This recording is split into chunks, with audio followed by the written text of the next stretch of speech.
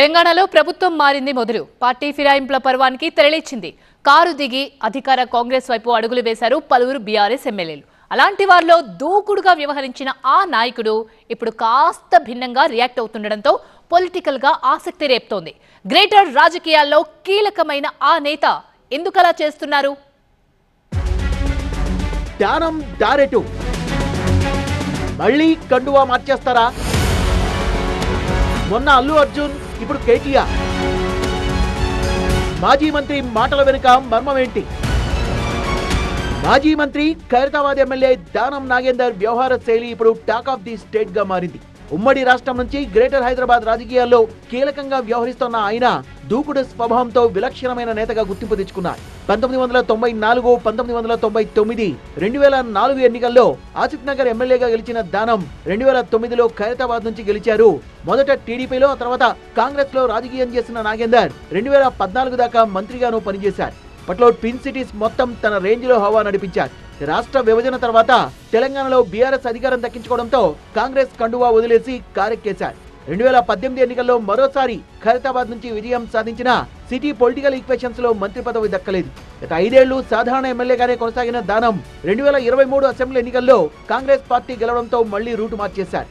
BRS నుంచి ఎమ్మెల్యేగా గెలిచిన ఆయన అధికార కాంగ్రెస్ పార్టీలో చేరిపోయారు. అందరికంటే ముందే గాంధీభవన్ ముందు వాలిపోయిన దానం పార్టీలో చేర్చుకునేలా సీనియర్ నేతలను నొప్పించేందుకు నానా తంటాలు పడ్డారనే టాక్ కూడా నడిచింది.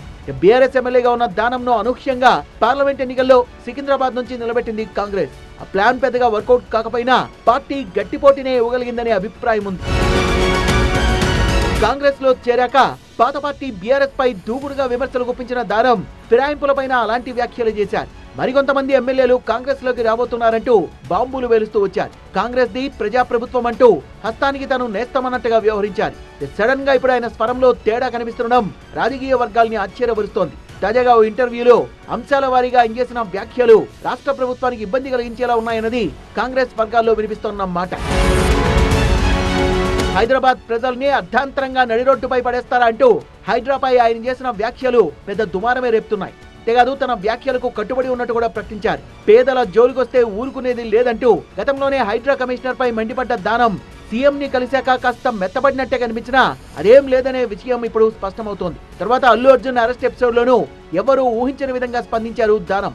పార్టీ నేతలంతా చట్టానికి ఎవరు చుట్టం కాదంటూ బలంగా వాయిస్ వినిపిస్తే దానం మాత్రం అర్జున్ అరెస్ట్ సరికాదంటూ బాంబు పేల్చారు. ఈ పార్టీకి నష్టం చేస్తుందంటూ అల్లుకు అండగా నిలబడ్డారు. విపక్షాలతో దానం కూడా గొంతు కలిపినట్లయింది. హైడ్రా అల్లు అర్జున్ ఎపిసోడ్ లో ఒక ఎత్తైతే తాజాగా ఫార్ములా ఈ రేసింగ్ విషయంలో దానం అలాంటి వ్యాఖ్యలు చేసి కాంగ్రెస్ లో కల్లోలం సృష్టించారు. ఫార్ములా ఈ రేసింగ్ హైదరాబాద్ ఇమేజ్ ని పెంచిందన్న దానం ఈ విషయంలో కేటీఆర్ క్లారిటీతోనే ఉన్నారంటూ కాంగ్రెస్ వర్గాలు షాక్ అయ్యే కామెంట్స్ చేశారు. ఈ వ్యవహారంలో కేటీఆర్ అవినీతికి పాల్పడ్డారని అధికార పార్టీ నేతలు చెప్తుంటే దానం మాత్రం మరోలా స్పందించి ప్రభుత్వాన్ని ఇరుకున పెట్టేశారు. దీంతో అసలు దానం దారేటు అనే చర్చ మొదలైంది గ్రేటర్ రాజకీయాలు.